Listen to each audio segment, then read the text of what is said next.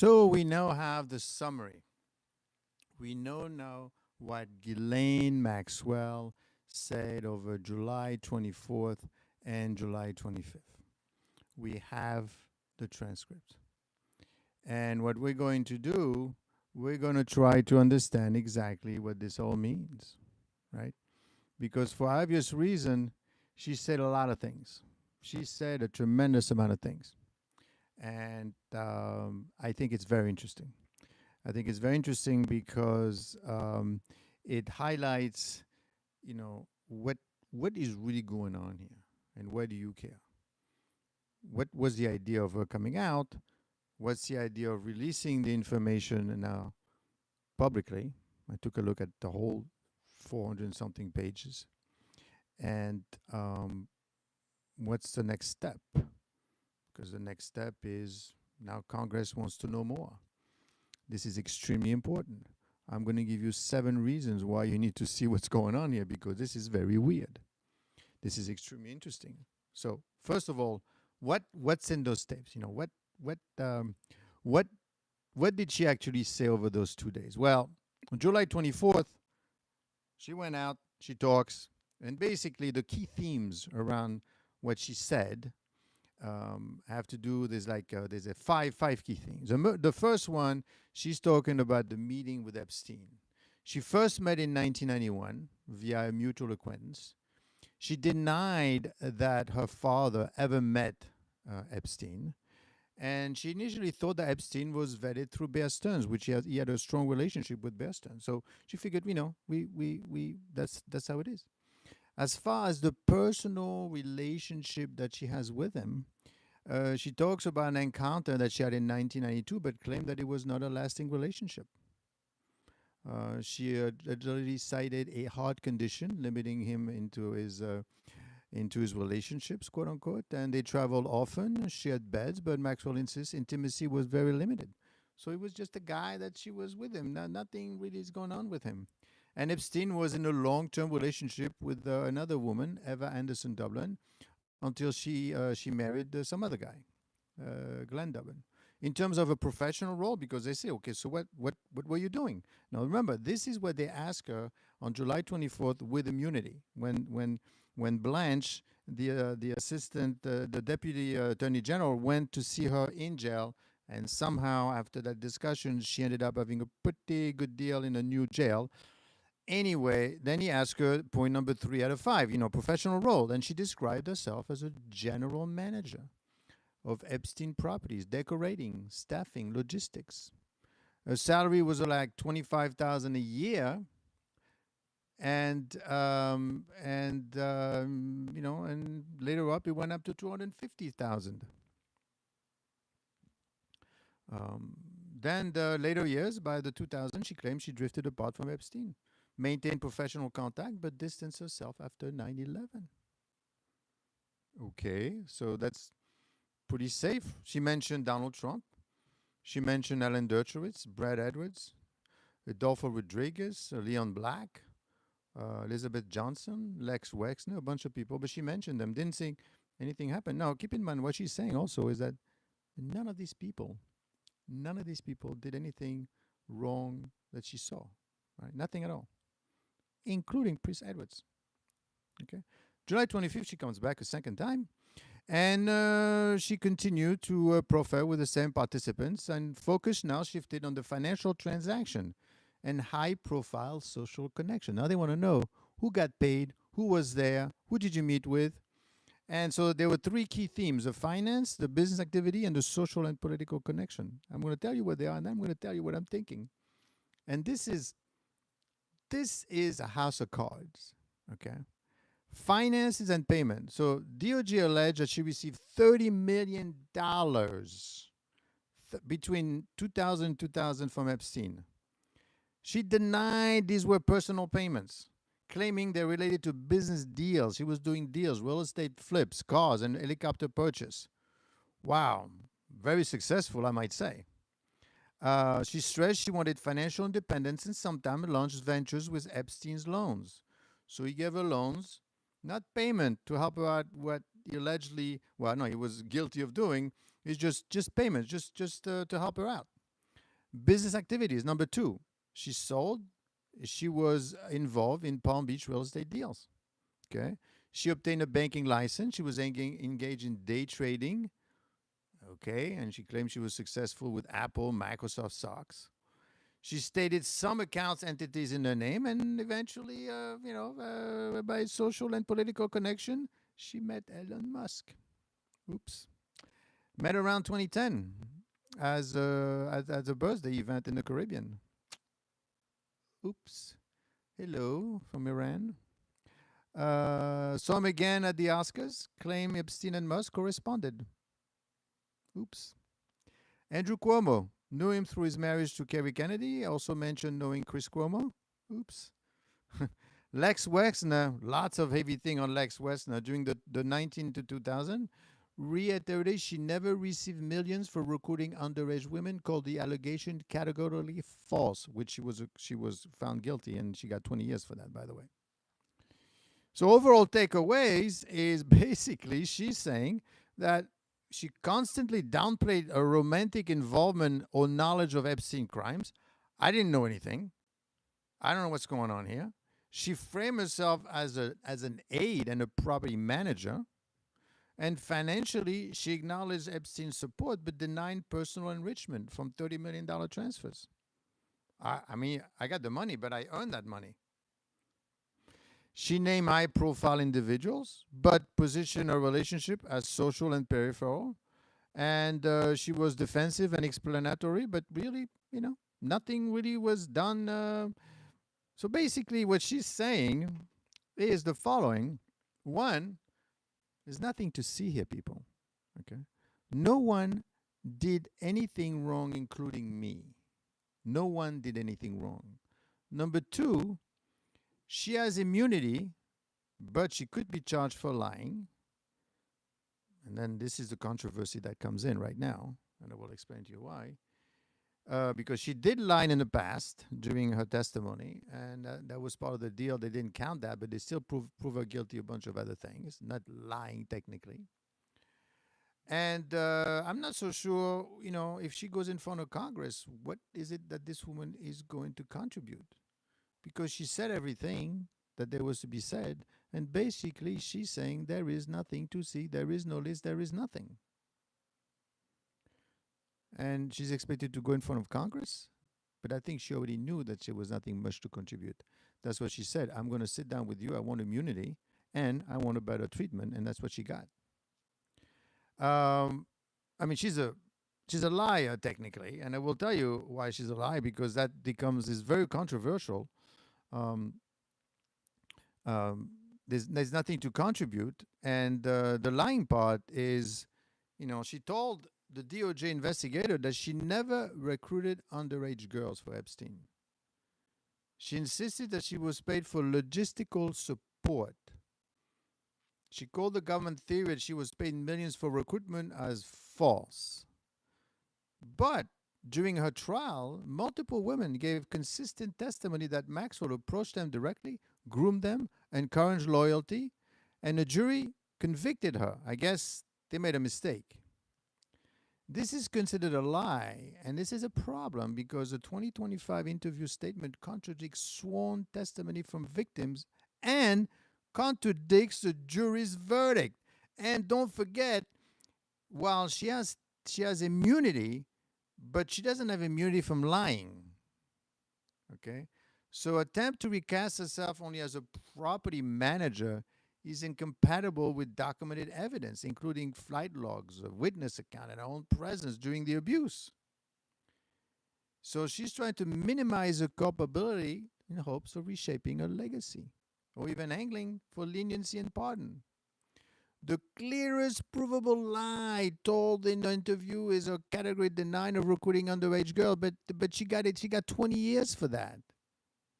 So basically what she's saying two things. One, I didn't do anything. Two, nobody else did anything. It's a big misunderstanding, including, obviously, the president, but also including Epstein himself. She doesn't know anything. She doesn't know. She wasn't aware. She didn't see anything. She didn't do anything. Nothing happened, at least not in front of her. So everyone is going to be absolved. And obviously, it's very controversial because these are all government people from the previous administration, this administration, that basically went to interview her, and they wanted to hear what she had to say. And somehow a liar is saying that nothing happened, right? So, and basically, what this is what the president was saying originally. Guys, there's nothing that happened. It's a waste of time. Stop wasting your time. Let's move on. The problem is in the haste of getting some sort of testimony from someone involved, they go and pick a liar, right? And you're listening to a liar, basically. Or is she telling the truth? Well, then why is she what? And now a liar tells you nothing happened at all, including Prince Andrew, right? You remember what happened with this guy. So now it's a bit of a situation. You don't know what to believe and what to listen to, because if she lied, then something did happen then. And this is a conundrum that they have. And now, of course, the idea next is to have her go in front of Congress, I guess. And can she still contribute before Congress? It depends on the scope of what lawmakers want for her versus what she already said to the Department of Justice. I mean, she already named dozens of individuals. And don't forget, that document, those 400 pages, heavily redacted. So she's naming dozens of individuals. She explained Epstein finances, gifts, and payment. She denied recruitment. She placed Epstein closest tied around Lex Wexner and Leon Black and his quote-unquote lawyer network, but she doesn't know what happened. She admitted awareness of Elon Musk and Andrew Cuomo, but described our interactions as social. She said that the president, Clinton, never went to the island. He was a nice, good friend of her, very nice guy to talk to. That Clinton was not close at all to Epstein, and he never went to the island. The problem is, the more someone like that says things like that, the more you wonder, there's got to be something here. Now, what could Congress do? Well, Congress is different from the Department of Justice. It's less about prosecution, but more about oversight and public accountability. They might press her on, well, what about the network? Tell us about the network, right? Ask her directly, under oath and on record, about high-profile names she met or knew. She's going to say, oh, really? Elon Musk? Tell us more about it. What did you actually see? And basically, when you go to Congress, you got Republicans and Democrats in front of you. It's not just tell us what you know, blah, blah, blah, blah, blah. It's, what do you mean? What do you mean this? What do you mean by that? But you said that before, and now you're contradicting yourself. You're lying, right? They could ask her about the Epstein network. They ask if she sticks on denials or questioning herself about put pressure on those connections. They could really put pressure on her. And the finance insight on how Epstein moved money, offshore account, shell companies, bank accountants. But she's not going to do all this for free. She's going to want something else. The problem is, it's a lot. She's a liar. Right? She's at least, unless the whole trial was a big mistake, and all these women just coordinated their approach to lie, at the same time on the same topics against the same woman for who knows what. Finance and institution. Which U.S. financial institution looked the other way? Stop naming banks. Stop naming names. I think J.P. Morgan at some point was involved because they were still doing business with him after he was indicted. Whether nonprofits, university, or foundation benefited from Epstein-linked money. They could, number three, gaps in DOJ investigation when she claimed she was never contacted in 2005 and 2006 during the Epstein Florida cases, whether she believes suppressed evidence, that the DOJ suppressed evidence, whether there is truth to claims of favorism, maybe some international dimensions, her British upbringing and ties, Epstein offshore dealings. I mean, the thing with Congress, they could go into a lot of details. And it's going to be very dependent on her, on how she reacts to this. right? Because here you are, a woman that comes in and she's saying nothing happened. It's a big misunderstanding. These people, they didn't do anything. These very powerful people. And she even said that she thinks he got killed in jail. And she said, well, they probably killed because something that happened in jail.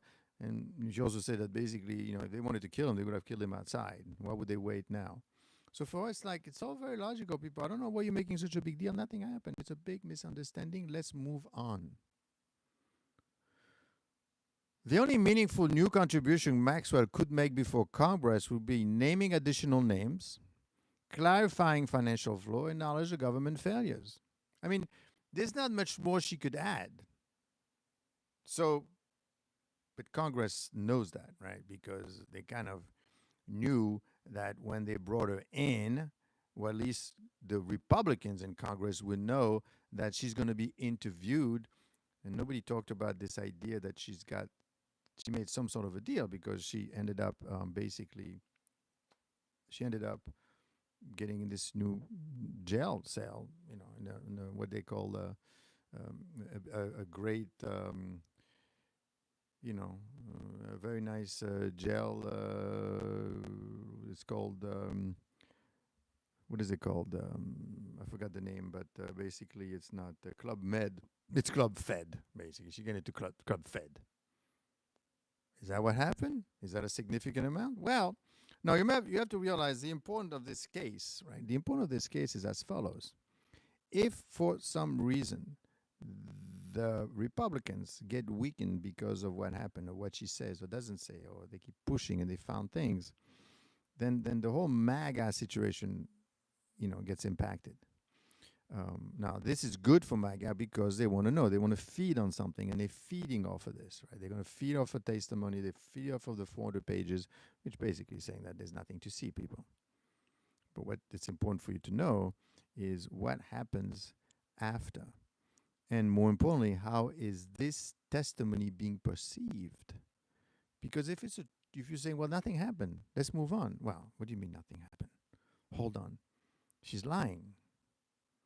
Right? Because she's basically saying this is a big misunderstanding. None of this happened. None of these people did anything.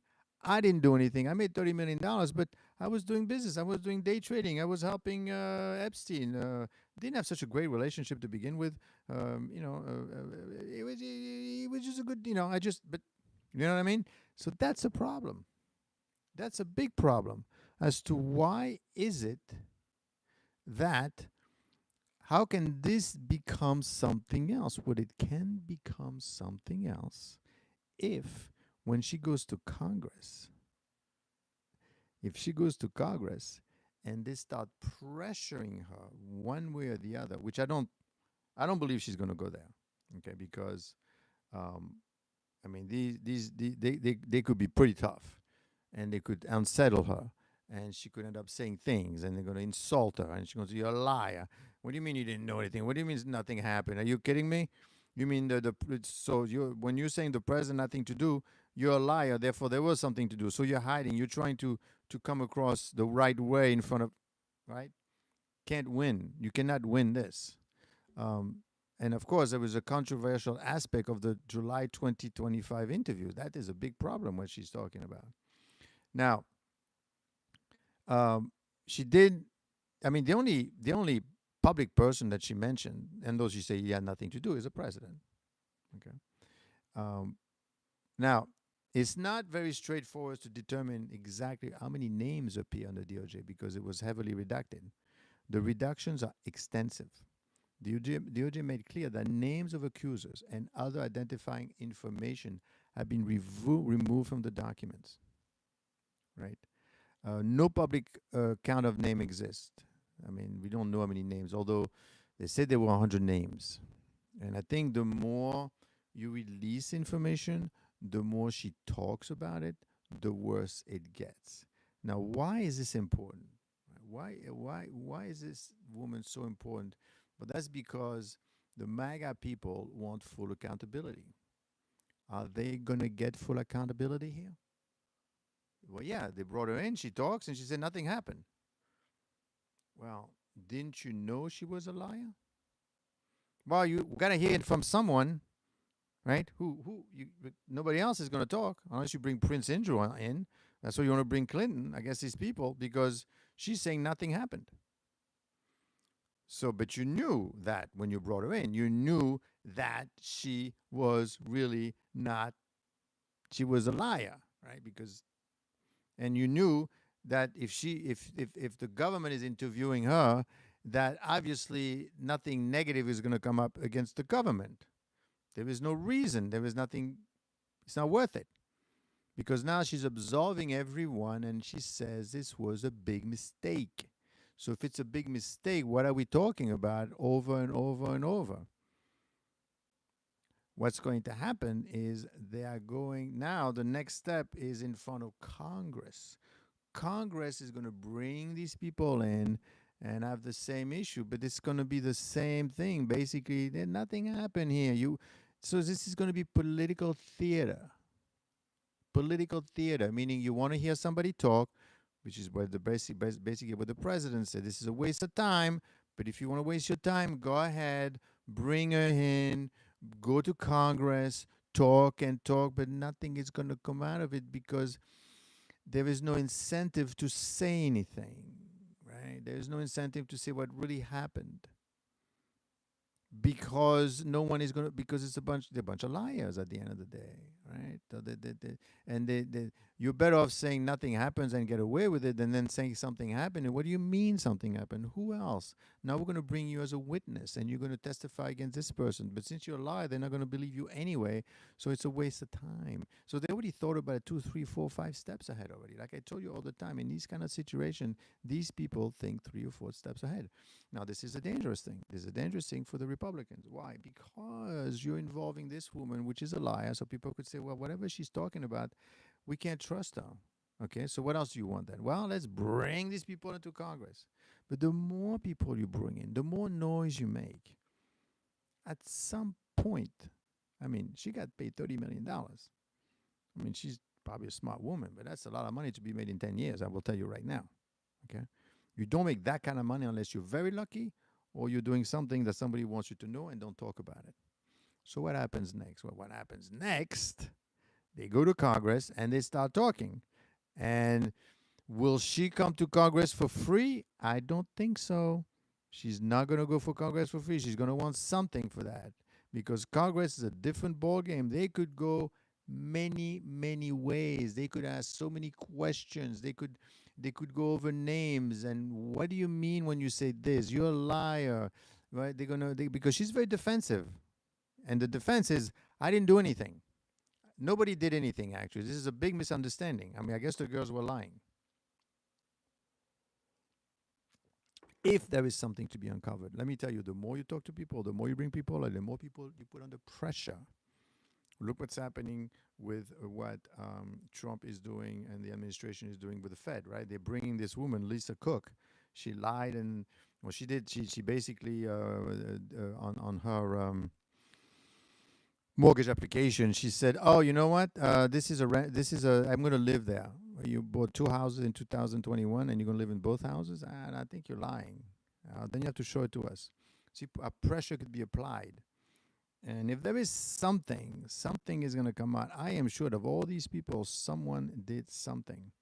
Now, of course, some of the people that come out more often than not, okay, there's these 2 people that, there's Leon Black and Les Wexner. And they basically kind of disappeared from they went into the woodwork and literally disappeared, okay? And what they said, basically, now let me tell you who these 2 people are, because they're the one that really got the closest to the situation, which was kind of weird, right? Leon Black and Les Wexner are the 2 most important figures tied to Epstein. And she referred both of them into a 2025 testimony, but she says, I don't know what happened. I know these people were there. I never saw anyone did anything to anyone in front of me, okay? Leon Black is a billionaire, co-founder of Apollo Global Management, one of the largest private equity firms in the world. He paid He paid Epstein 158 million between 2012 and 2017. She got paid 30 million as well, don't forget, for tax and estate planning services, and she got paid that money for her business dealing. This relationship was confirmed in a review commissioned by Apollo itself, his company. Yes, I gave him $158 million in 5 years for tax and real estate planning services. And of course, Black stepped down as Apollo after public scrutiny over these payments. Okay, you know what? Forget it. Sorry. I'm out. Yeah, I gave him 158 for. You don't believe me? That's fine. I did something. I'm out. She identified Black as a social acquaintance and client of Epstein, but that's it. The sheer size of the money paid to Epstein by Black, especially years after his conviction. Remember, he convicted 2008, and this guy is the head of Apollo Global Management, has fueled suspicion that his services, quote unquote, involve something deeper than financial advice. When you see this, and she tells you nothing happened, or at least I didn't see anything, and I got paid. I didn't get paid for service. I got paid for the work that I did. I got paid for being smart. This is something here, people. There's got to be. And then Les Wexner, who is a billionaire. He's the one that founded Limited, right? Parent of Victoria's Secret, Bath Body. And Epstein managed Wexner finances for decades and was given power of attorney. You know what that means? You mean you could do anything you want with the money over his fortune. Epstein acquired his NYC townhouse from Wexner, where much of the abuse took place. That's a strong connection. Wexner has said he severed ties in 2007, but their close association in the 90s is undisputed. In Maxwell's interview, she described Wexner as his quote-unquote closest friend during 1990 and 2000. Claimed Epstein told her that Wexner didn't want to be seen with her because of her family scandal. Shocking element. Wexner was essentially Epstein's financial enabler, granting him credibility and access to vast wealth. Maxwell put Wexner at the very center of Epstein's power network. So these two names are the backbone of Epstein empire, where they basically gave him a bunch of money for who knows what. Maxwell placed Wexner as Epstein's closest friend is telling, as it reinforced the idea that Epstein's legitimacy and survival were rooted in these ultra-wealthy patrons. So what the Congressional or DOJ could push for is what Epstein really did for Black and Wexner. That never came out. All they said is Apollo Management said, you gave him what? How much? To do what? Because they could see, 158 million. What did he do exactly? Show me exactly what he did. They didn't like what they saw for the money that he paid. So then they basically said, you know what? You're out. Okay, great. I'm out. Thank God. Okay, that's it. I'm gone. He's gone. Okay, there's nothing to see here. Let's move on. Why they stayed tied to him after each red flags, whether they had knowledge of his trafficking crimes. Why don't they bring these two people in and say, okay, we need to talk to you. These are the people you need to talk to find out exactly what happened. Because I think her coming out and her saying there is nothing is actually worse. It's worse because she can't be trusted. So that means that then something did happen. So we need to know from where. You have to keep bringing the people in and find out exactly. Because when you said that Leon Black, who's a billionaire, co-founder of Apollo Global Management, okay, he paid him $158 million. And I'm curious to see, what did Apollo actually found out about those services? What you have a unit that does investigation within the firm, right? You have a compliance, right? Apollo Management actually commissioned an outside law firm to investigate the Leon Black payment to Jeffrey Epstein. Why do you think you do that? Well, you do that because, listen, I'm hiring somebody from the outside to come in and tell us what happened. Okay. And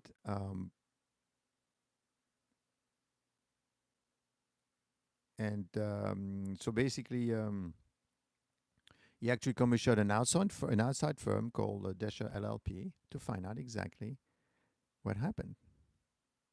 Thanks, Mario. Apollo Independence Review findings in 2021. Independent, not paid, the payments. Leon Black himself paid about $158 million. He also received $30 million loan from Black, which was later forgiven. 30 million, don't forget about it. It's okay. They were the largest single fees Epstein ever received. $30 million loan that is forgiven. The review concluded Epstein provided legitimate tax and estate planning advice. Epstein suggested complex structures involving trust, charitable foundation, and family wealth transfer strategies. According to Desha, Epstein work saved Black between $1 to $2 billion in taxes. Okay, then he was very good at what he was doing. The investigation found no evidence Epstein was involved with Apollo's business or had any dealing with Apollo's clients, fund, and investors. The relationship was strictly personal to Leon Black. So basically what they're saying, listen, this has nothing to do with Apollo. He was doing this thing with them directly on his own, by himself, with don't sue us or anything. We have nothing to do. This was just purely on his side. But Black admitted, thank God, that the fees were astronomical, but insisted Epstein advice delivered huge savings. Yeah, I know I paid him a lot of money, but this was great advice. He said he cut ties with Epstein in 2018 once the scope of the public backlash grew. Now forget, 10 years after he got invited the first time. This is still controversial because these payments occurred after the 2008 Florida conviction for sex crime with a minor. Many found it implausible that a financier of Black's stature would need to pay Epstein so much for services that other firms could have provided. Now, of course, it's saying, but I like what he was doing. I like him a lot. He was very smart. He saved me a lot of money, so that's how much I'm willing to pay for it. There's no, it's not like there is a line of things you could say, well, if you like him a lot, you give him $1 million. If you like him very much, you give him $20 million. It doesn't work that way. It's up to me. I thought he was good. I paid him. You can't, there's nothing illegal about that. It's just that it looks a lot, right? The review, by the way, didn't, because that's what I was going for, didn't publish the specific strategy that Epstein used, only saying they were, quote unquote, effective. Even though Apollo cleared itself, the scandal forced Black to resign as CEO and chairman. Oh, so why did you leave? Because you paid him a lot of money, but at the end of the day, I mean, you didn't do anything illegal. You paid him what he did for you. I mean, you just paid him for those services, right?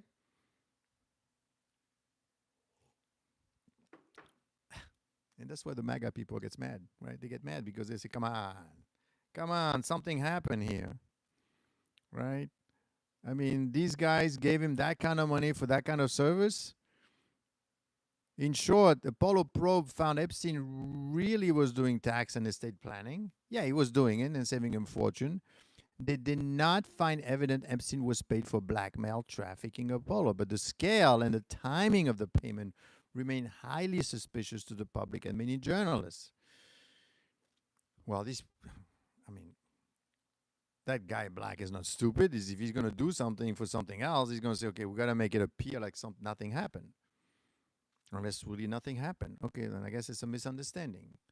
It's a misunderstanding also for her. She didn't do anything. She didn't see anything anyway, so nothing happened. So everything is cool, right? And nothing is going on. People, there is nothing to see.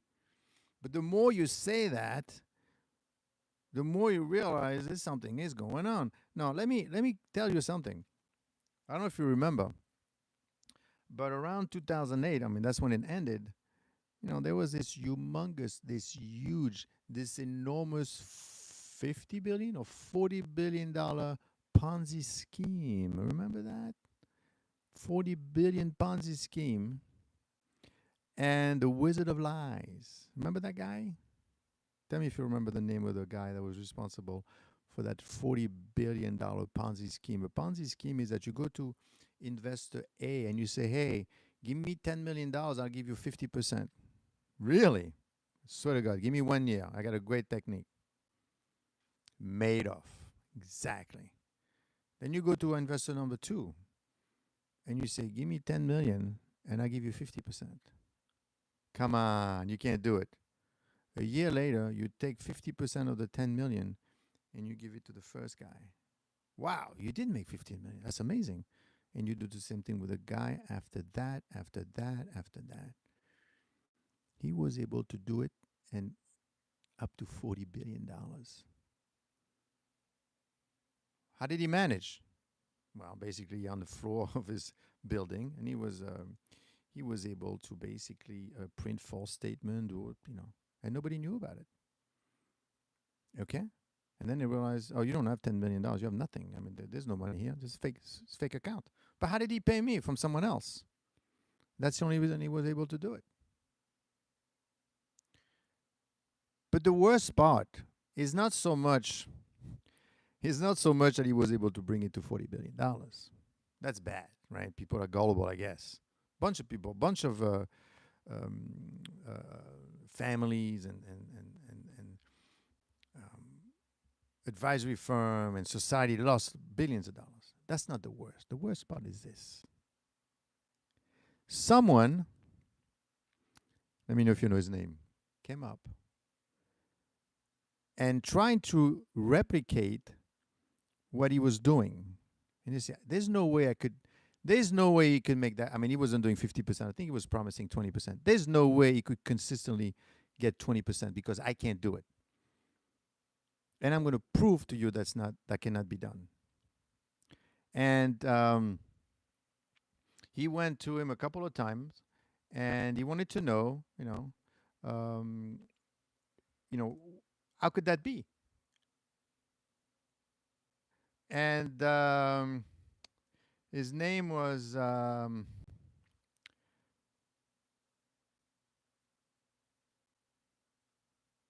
his name escapes me right now. He was in charge of he got into big trouble. He went to who was responsible for uncovering the Madoff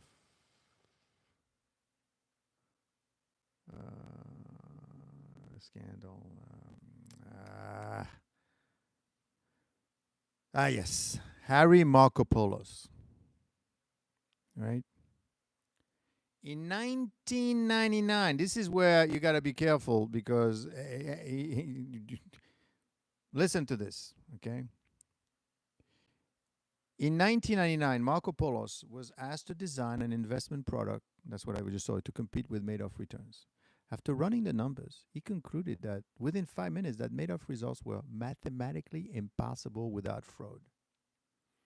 Right? So when you look at what's happening right now, this guy, Leon Black, giving Epstein $158 million for services and then leave the firm because it looks, somebody say, come on, you got to be kidding me. There's something else cooking. We can't show it. We can't prove it. But that's way too much money. I don't care how much money you save him. $158 million, that's a lot. And then you give him a $30 million loan and you forgive it. Back to Markopoulos. In 1999, Markopoulos was asked to design an investment product to compete with Madoff returns. After running the numbers, in 5 minutes, this is impossible, which is what I told you. Now, this is the most incredible part. That one is scary. Over the next 9 years, between 1999 and 2008, when the whole thing ended up, he won the SEC, the Security and Exchange Commission, with detailed reports, including the title, The World's Largest Hedge Fund. The world's largest hedge fund is a fraud. He goes to the SEC and he tells them, this guy is lying. The SEC ignored or dismiss his submission multiple times. I think 8 to 9 times. The SEC conducted several limited inquiries into Madoff but never properly investigated. Internal reviews later blasted the SEC for ignoring the red flags. This guy comes to you and said, this guy's doing, and you don't do anything? We did, but we can't find anything. Right? All they had to do, frankly, when they went there, because whenever you do a trade, because it's so simple. He was doing a trade, and he was recording it on paper. So he was showing the people the paper. Look, this is a trade. But technically, because there is a clearinghouse, right? There's a clearinghouse that also record the trade to show that this actually happened. They never checked the clearinghouse. They never checked.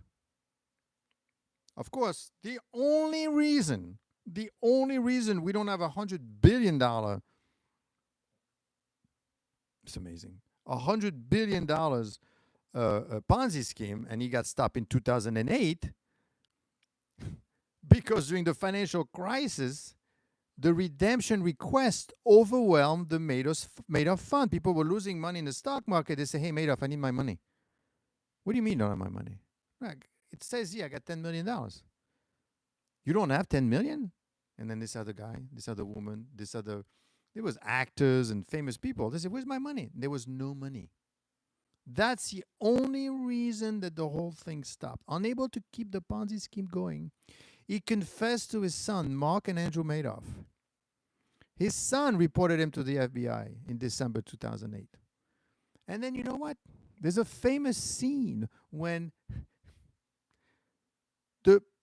they go to the SEC, and the SEC says, you're telling me you did not know your father was doing this?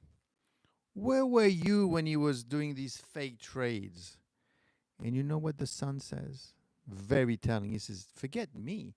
Where were you? You are the Security Exchange Commission. You're supposed to watch out for the people. And you didn't. And this guy came to you 9 times telling you that he was, and you never listened to him because he was powerful. Madoff was a powerful guy. What I mean by powerful, what does that mean powerful? It means that he was on the board of the NASDAQ. He knew a lot of people, right? You don't want to mess around with these people because who knows what they could do. So this is not the same kind of a scandal, but it's a scandal nonetheless. And you're smelling this. Come on, are you telling me that you give this guy $158 million? You give this woman $30 million for services rendered, but purely from business because she was a good day trader? I have tried day trading. It is not that easy to do. And you know why day trading is not easy? Because no one can predict the stock market. Okay, you could make, and to be a day trader, right, you got to be there at 8 o'clock in the morning, and you're making like $100, and then you're making $500, and you're making $20, and you're making $10. You're like a hedge fund, basically. That's how they make money. Except, obviously, instead of betting or playing or investing 10, 20, 30, 40 million, you're investing $1,000, making $1 here, $2. But you got to be on top of this thing, 24/7 to make money. And that's what she did. And she was so successful that she made $30 million. It's almost insulting. And on top of that, of course, what makes matters worse is that they make such a big deal of the woman.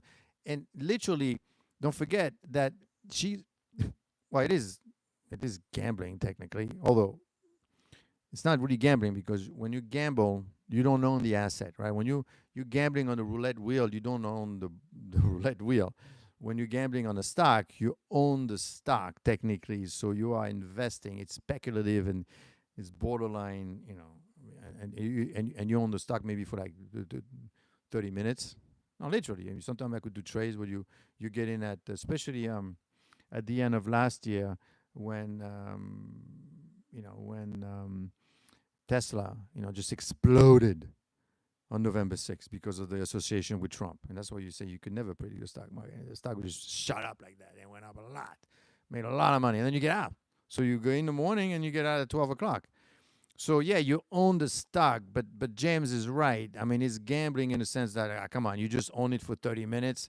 Yeah, sure, it's not like a slot machine or you're playing cards because you don't own the cards. You don't own the asset on which you're making the money with. But you just own it in such a short amount of time. It's one thing to own a stock for 20 years, right? That's investing. But I guess when you own it for like 20 minutes, day trading, and that's what she was doing, day trading with Apple. And you really believe that?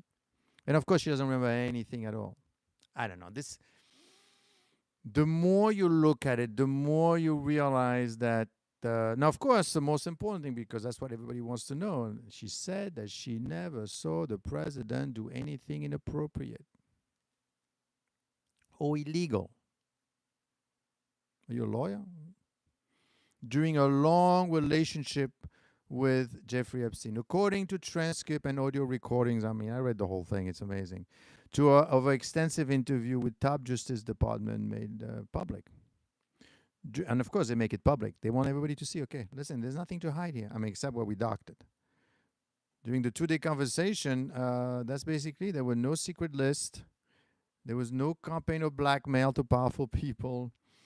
When asked about Trump, he said he socialized with Epstein in the past, and she never witnessed the president do anything. The president do anything? There's nothing wrong. Please, there's nothing to see. There's nothing happened. There's a big misunderstanding. It's almost insulting for the victims, right? The president was never inappropriate with anybody in the time that I was with him. He was a gentleman in all respects.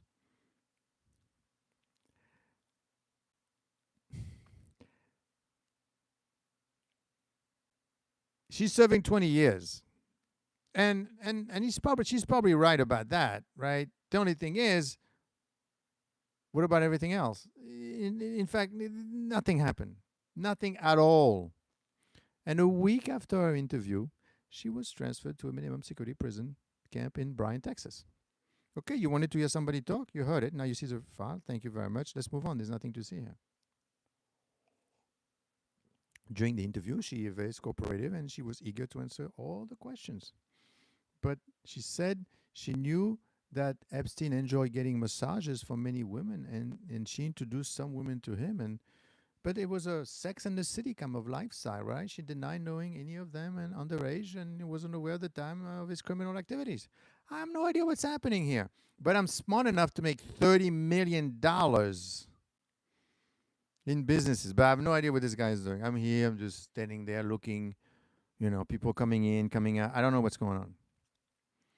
I mean, the notion that Epstein was running a sex trafficking scheme for his powerful prem is a narrative that was created and then built upon and just mushroom into what basically is like a Salem witch. Is disgusting guy who's terrible thing. Nothing other. There is no client list. A lot of people. Nothing happened. Nothing happened. How many times do I need to say it? And that, unfortunately, that is a reason why this thing is not going to go away. Because by having her come out, talk, giving professional treatment, her saying that nothing happened. I mean, I saw Elon Musk. I don't know exactly, just Andrew Cuomo and his brother, but I don't know. I mean, I don't know anything. I didn't do anything. They're all after me. Now, realize that when you get, she got what is called, there's a legal term, when she goes into these, she got a, what's the key term I'm using? Because she gets immunity for talking. Okay, she gets immunity. She signed a proffer agreement granting her limited immunity. Like the statement could not be used against her unless proven false. But hold on. So not only you are giving her a new cell, much better, at Club Fed, but she signed a proffer agreement in which she's basically lying because she says, I don't know nothing. I haven't seen anything. But hold on. You went to jail for that exact same thing that you say you didn't do. So either it's one big giant misunderstanding, or technically the DOJ now should go after you for lying. Granny, according to quantum reality, used to say, blind in one eye, I can't see out of the other. So technically, if I'm, if you're the DOJ, forget everything else, forget what you know, you don't know. You sign a proffer, right? You're giving immunity, but don't lie.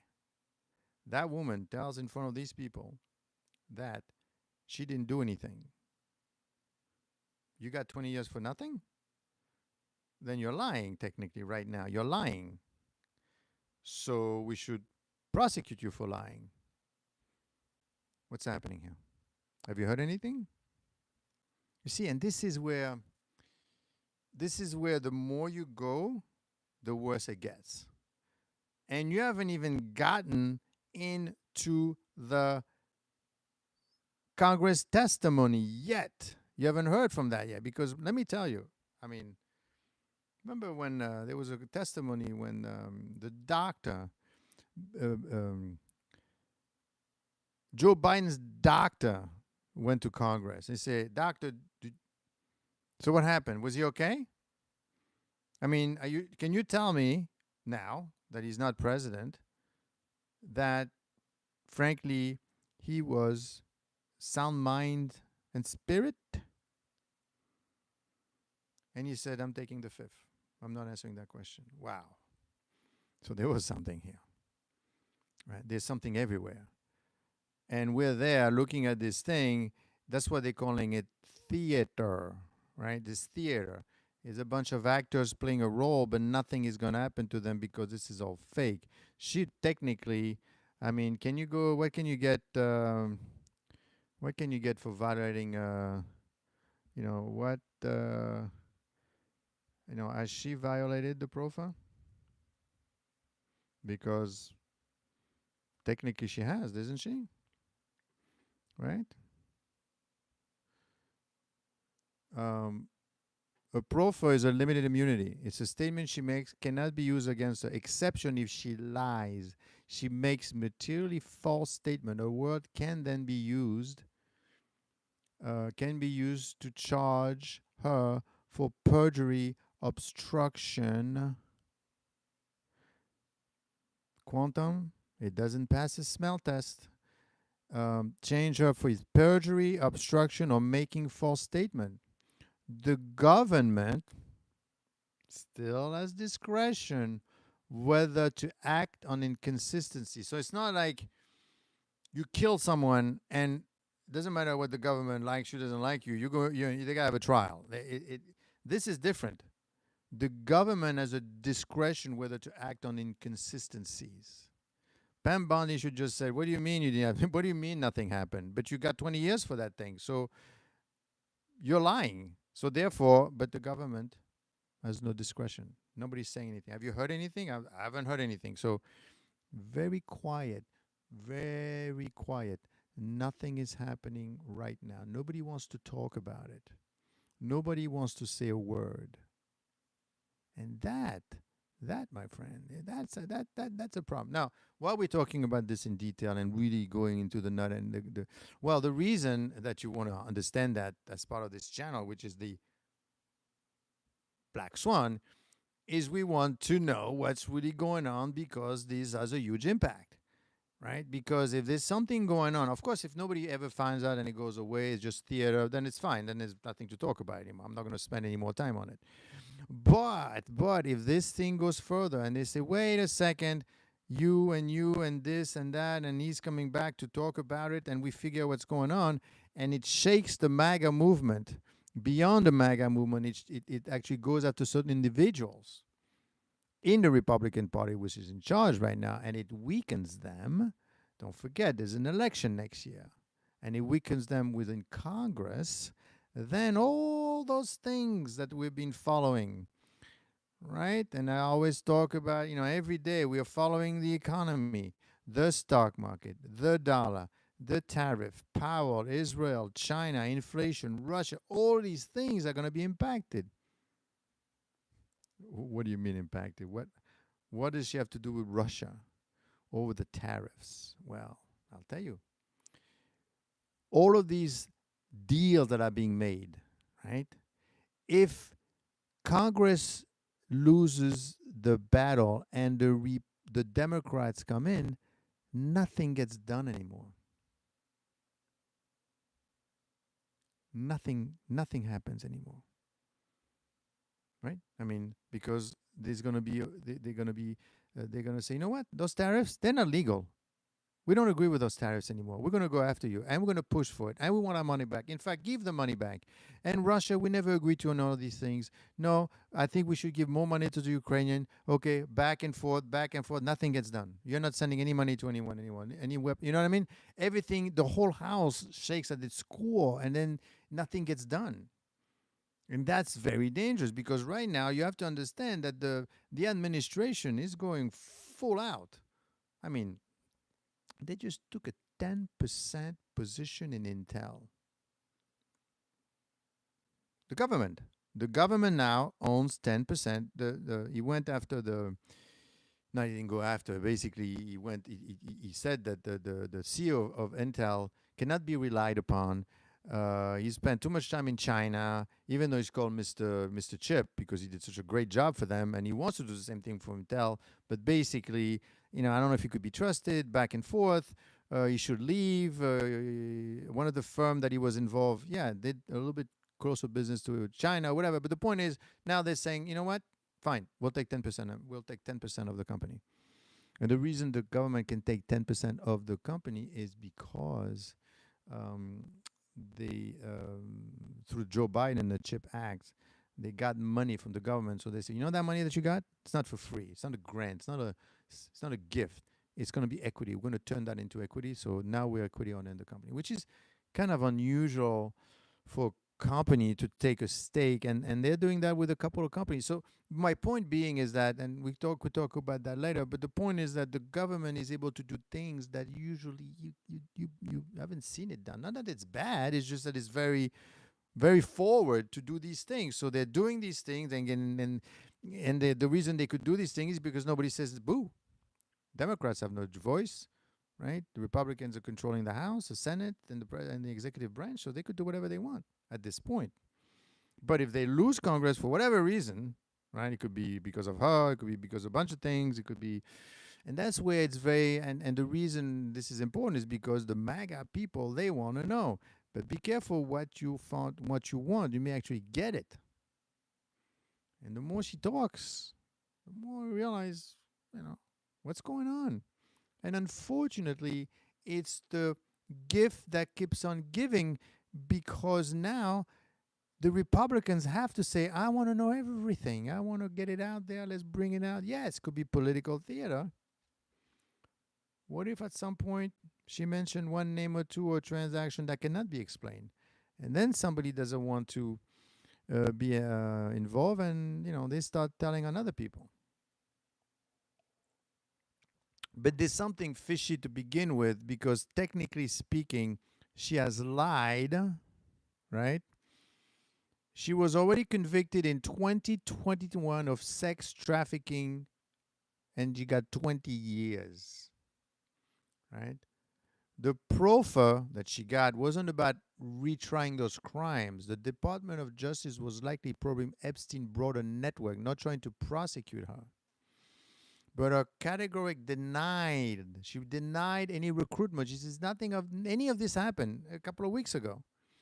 Is flatly inconsistent with the jury's verdict. Because of immunity, she can say that, and the DOJ can't track on new charges, even if it sounds like perjury. But the immunity deals are used to get names. Even if she lies about herself, she may reveal truth about others. The twist, right?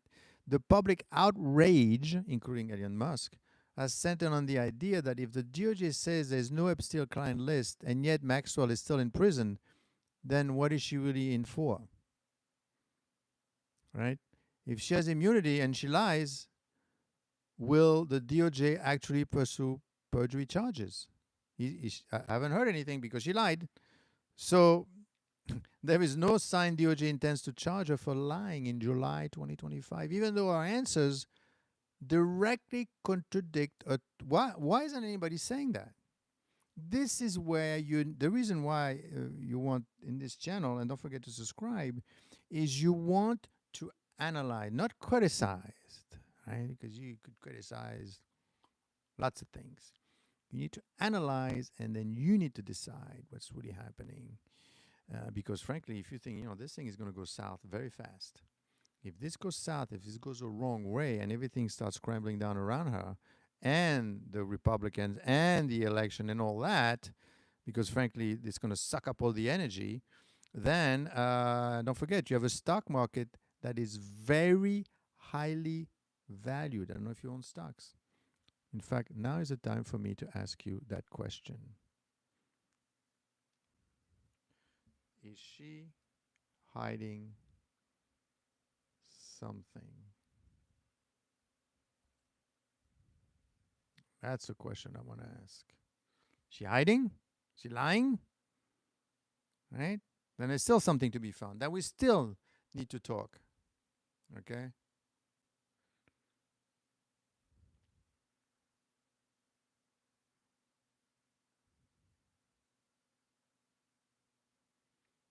Right? We need to find out, where did all the Epstein money go? Good question, Quantum. Let me tell you, because I've looked into that. And there is a lot of money when he died, right? Epstein money. So basically, when he died in 2019, his estate was valued at $577 million. Now, that's a guy that basically lied in his first job application, got into a couple of transactions, did some trading. That's a lot of money. He had $195 million in hedge fund private equity investments, 56 million in cash. Now that's a red flag right there. Nobody walks around with that kind of cash. Okay, because cash, can be traced technically. $113 million in real estate.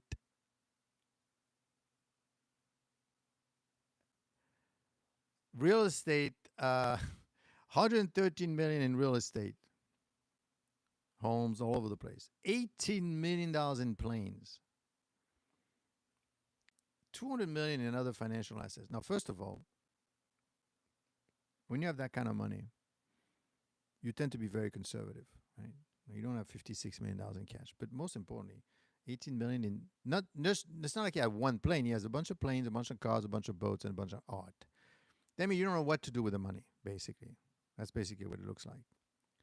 And his will, just 2 days before his death, Epstein will name 2 longtime associates. 2 days before his death. 2 as executors. He created a trust in the U.S. Virgin Islands to contribute distribution and shield beneficiaries from lawsuits and public disclosure.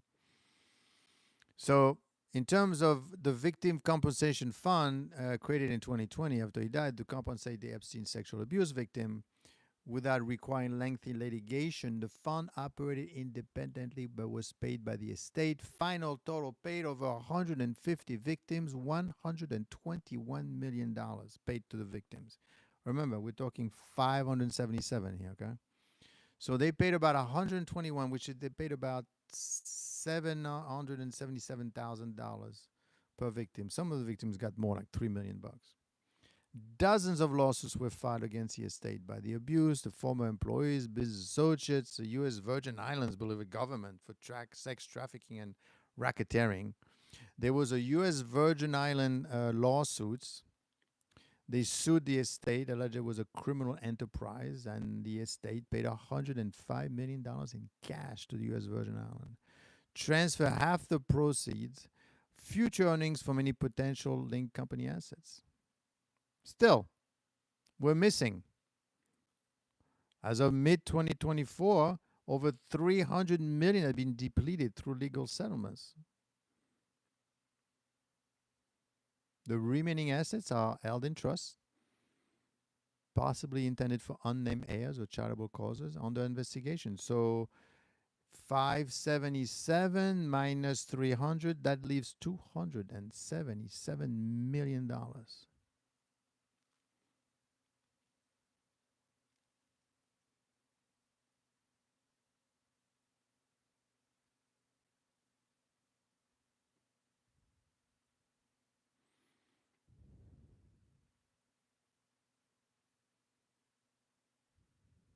right? So that's a lot of money. And 86% of you right now, 86% of you, uh, she's hiding something. I mean, maybe not 86% if we ask the entire population, but 86% is not 10%, it's 87%. So most of you, I mean, it's not a statistical sample, but most of you believe that there's something else going on, and that's a problem. When you think that, when you believe that, then that means that there's something else going on, and we need to find out what it is. And obviously, the more she talks the way she is, it's not going to be enough. So they have to bring these people.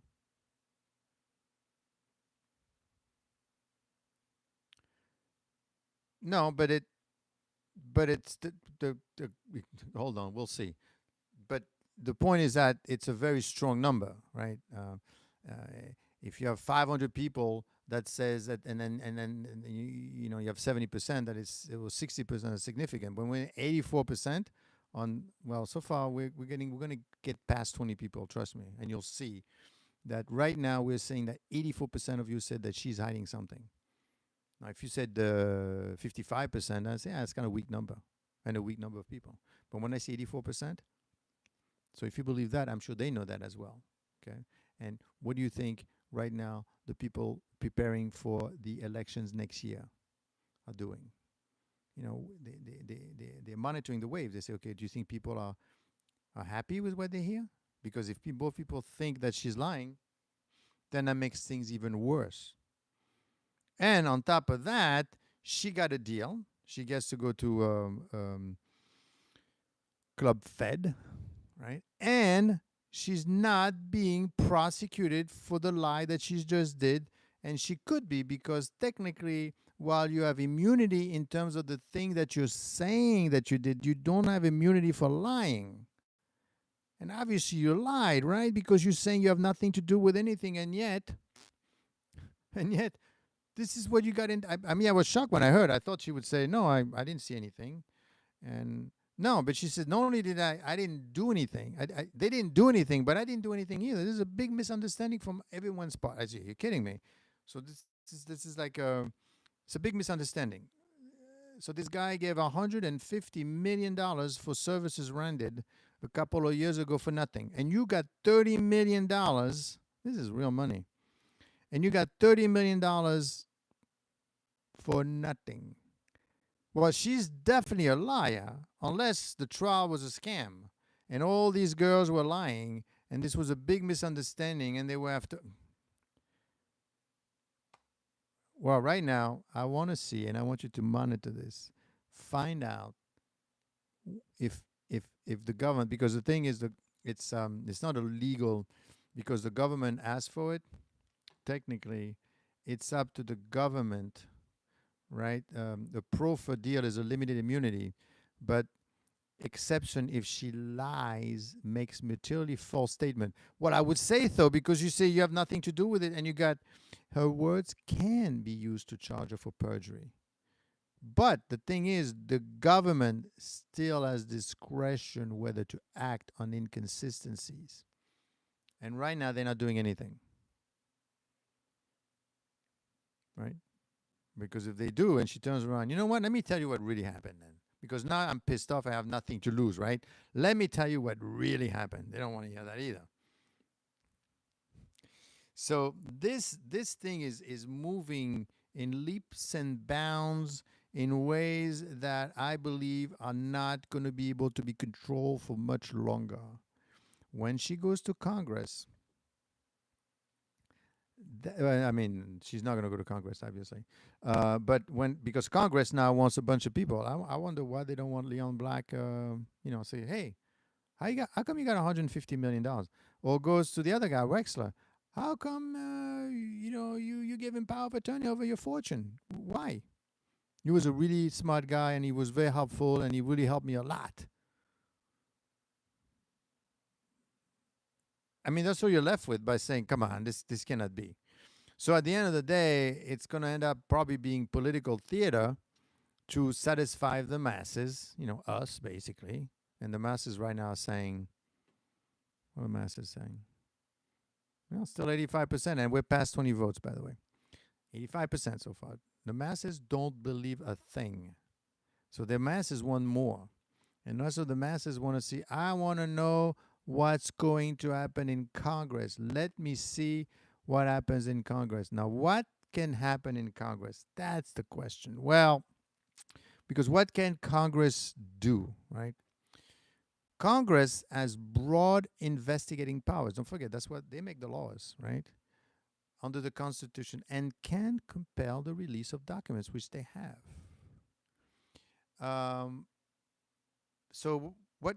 These are the 5 things they could ask for. 1, they could ask for prosecution records, which I believe that they have. Indictments, sentencing memorandum, trial exhibits. They could subpoena the DOJ internal communication to say, okay, who said what to when. I mean, by the way, when you put pressure on people, like the government is doing right now on the Fed, right? So that woman, Lisa Cook, she's being accused technically of lying on her mortgage application because she said that she was going to live in those 2 places, which she's not living, and she's going to have to explain herself, basically. But she did that. She did say, yes, this is a... we'll find out if she's guilty or what explanation she gives.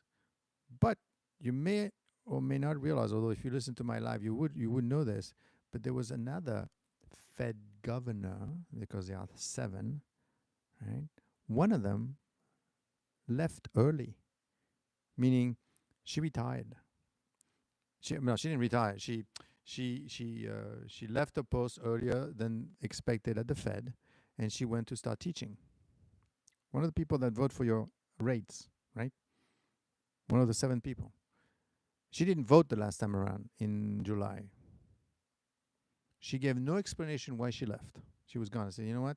Too much pressure. Well, she didn't say that. I'm saying that. The point is she left. So when you put pressure on people, things happen, right? And the Fed could the Congress could ask for DOJ internal communication. Let me read that communication. Who said what to whom and when? DOJ may invoke the deliberative process privilege or claim ongoing investigating interest to promote, to postpone, or whatever, but that won't look good. Number 2 out of 5. What Congress can do, Epstein, Maxwell client, or co-conspirator information. Any DOJ or FBI records identifying alleged clients or co-conspirators can be subpoenaed, especially if tied to public safety. Of course, they could say, no, it's investigative privilege, like Leon Black or whatever, any kind of documentation, who knows, sealing orders from the court. Number 3, they could request FBI files and 302 reports. The 302 reports are agent interview summaries. Let me see what actually happened. Let me read what Leon Black said, or none of these people, if they are actually involved. Internal memos or communication regarding the Maxwell Epstein investigation. Number 4, they could get the sealed court filings and deposition via subpoena. Number 5, they could go to the Bureau of Prisons record. Who left in July? Wow, so many questions. In July,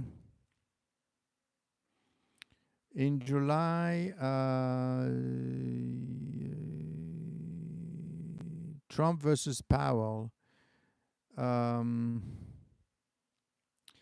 So the Fed governor, what's her name? She left because we don't know why. Is the latest under federal policy sources. People. Now I want to make sure my subscribers know exactly what's happening at the Fed, because there's something going on that is very interesting over there. Her name is Goldsby, Colin, Jeffrey, Transparency. What's her name? I need to know these things. I want to know everything. I want to know as much as possible. Kugler.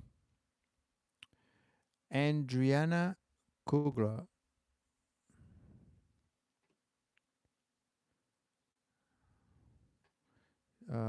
Yeah, she left.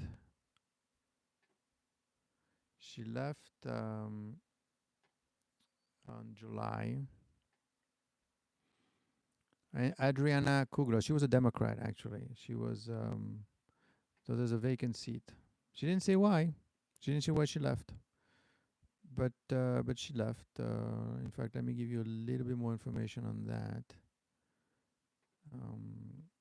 Basically, what happened is she was supposed to retire next year, and she's yeah, she was a dove. She was more focused on jobs and growth compared to more hawkish. So she was going to probably lower rates, and she left. She leave. And the thing with her is that we don't know exactly why she left because she didn't give any explanation. She went back.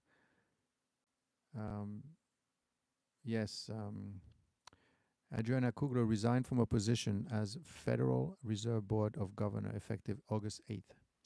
She had been appointed this September 2023, and she was supposed to serve until January. In a resignation letter, she said she expressed pride in serving the public with integrity.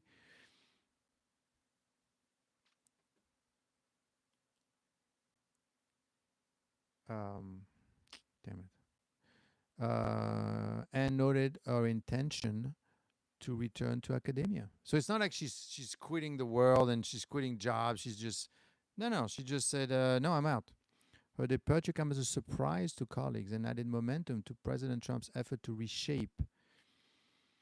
She surprised colleagues. She just said, "That's it. I'm out. I don't want the pressure." So you could imagine when Congress is gonna, and especially if you've done something right, Congress is going to be going in there and digging and shaking things and moving things around and rummaging through the information, and that's going to be, that could be a lot of damage.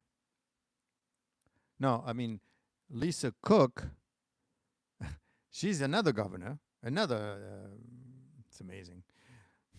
She's another Democrat appointee, and she's going until 2034 or something, but she's not quitting.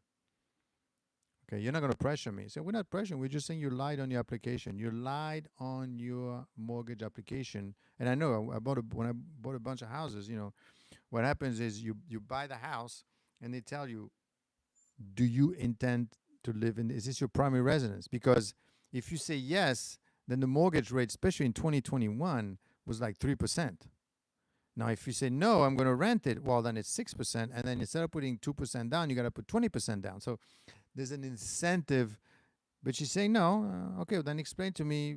You bought two houses in 2021. Okay, one in different states. So, I mean, it's amazing when you start digging into the thing. Hold up, liars don't get to call out others for lying. Yeah, I mean, it's amazing. Power corrupts, and it's amazing what they get away with. And right now, they should take this Maxwell lady out to the shed because she lied. And you're not supposed to lie with a proffer. So we have to be very careful. This thing is not over. This thing is going to keep on going. And the concern, obviously, is where does this lead? Well, I'm going to tell you exactly where this is going to lead. I think this is going to get out of control just at the wrong time, right? Because imagine all these people, not all these people, because obviously I think the Clintons are going to be coming and other people, mostly on the Democrat side, quite frankly. The president is not being invited to Congress, right, to see what you know. Plus, at the end of the day, when we say this, come to Congress to do what? You want me to show up and what's you just want to shoot the breeze, right? So basically, so nobody knows anything. You got paid $30 million. She said she got paid $30 million, not for quote unquote those type of services, but for the correct kind of services. I was doing investment. I was doing a bunch of things. So the point I'm making is that there's and then of course the new point that I'm making, because I discovered with you, number 8 is, you know, why isn't she being indicted, right, for lying now? I mean, you have immunity, but you can't lie. And obviously you just lied because you're saying you had nothing to do with for the very thing that you're being charged 20 years for. Right? And then you've got the Menendez brothers, they can't catch a break at all, which is amazing. Right? I mean, they have no luck whatsoever. They're not getting out for years now because of, but them over here, look at this, right? She's just openly lying and she gets away with it. Now, what's going to happen next? So now basically she's saying there is nothing to see. I didn't do anything. The president didn't do anything. No one did anything. It's one big misunderstanding. I don't know why we're going after Jeffrey Epstein the way we did. Frankly, nothing happened. Okay? She has immunity, but she could be charged for lying, and yet nothing is happening, at least nothing now. She did lie in the past. That was proven. But they removed that lie as part of a final judgment of 20 years. Okay. How much more can she contribute to Congress? What is there anything else that you could say that you haven't said yet? Well, yeah, you know, she could, in addition to everything that she did, she could basically say more. Meaning more is when she met with Blanche in jail, they were just asking her questions. They weren't going back and forth. What do you mean? What do you mean? What do you mean? This doesn't make any sense. What are you talking about? They didn't say that. They said, okay, about this, about that, about this. Do you know? Basically, what they asked her is as follows. They said they wanted to know about, in the first day, on July 24th, they wanted to know meeting with Epstein. They wanted to know about personal relationships. They wanted to know. They didn't want to argue the point. Then they wanted to know what her professional role. She started making $25,000, and then she was making $250,000 in the later years. And on the second day, they wanted to know about the finances, the business activities, the social, political connections. So they wanted to know, talk to me, tell me, let me know. Whatever you want, whatever comes out of, just tell me what's going on. But they weren't, you know, cross, you know, they weren't talking back to her. They weren't, you know, arguing with her and saying, what do you mean? That doesn't make any sense. So if she goes to Congress, well, basically the way you want to read it, that the Congress is different from the DOJ, is less about prosecution, more about oversight and public accountability. They might, quote unquote, press her on the network, you know, ask her directly on the oath and on the record about high profile names. You saw the president, right? How do you know nothing happened? You know, you saw this other guy. How do you know nothing happened? I didn't see anything. So do you think nothing happened, or you think, right? Talk to us more. When you saw him, how did you see him? When? Under what circumstances? Well, it could go many ways. You know, even if she sticks to denial, the question itself would put pressure on those connections. Then those people, if something did happen, I mean, Leon Black, $150 million he gave out? For what? Not so sure. So, finance and institutions. She could her insight into how Epstein moved money. So talk to us about how he moved the money. I don't know anything. Wow, okay. Which U.S. financial institution looked the other way? Can you tell us? I don't know anything either. You're lying right now because then they could refer to whether nonprofit university or foundation benefited from the Epstein-linked money, right? She could talk about gaps in the DOJ investigation. She could talk about international dimension. She could do lots and lots of talking. So this could go many ways. And it probably will. It probably will, because this story is not over yet. Wow. 60 votes now, okay? 81% of you say, yep, she is hiding something. She's definitely hiding something. Well, we shall see what happens next. So tomorrow we'll have another interesting live. Don't miss it. Follow it. Don't forget to join and like this channel before I leave.